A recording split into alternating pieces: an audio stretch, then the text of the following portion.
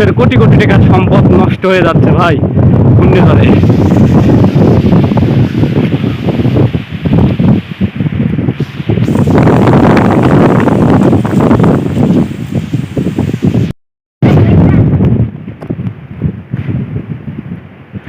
প্রিয় দর্শক শ্রোতা, দেখতে পাচ্ছেন কুষ্টিয়া জেলা দুর্গাপুর থানার কি অবস্থা।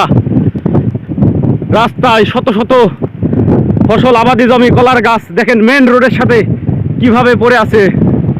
আমি ভাষায় প্রকাশ করতে পারবো না আপনাদের কাছে। দেখেন কত কষ্ট করে আপনাদের জন্য ভিডিও করছি। অবশ্যই ভিডিওটা লাইক কমেন্ট শেয়ার করবেন।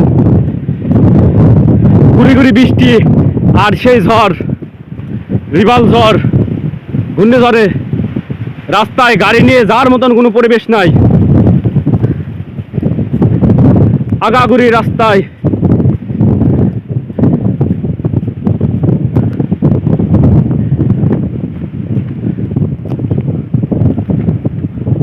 এই আল্লাহ কি অবস্থা, আপনাদের আমি ভাষায় প্রকাশ করতে পারবো না।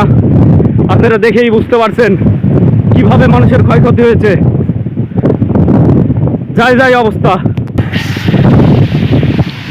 রোডে কলার গাছ, খুব খারাপ অবস্থা।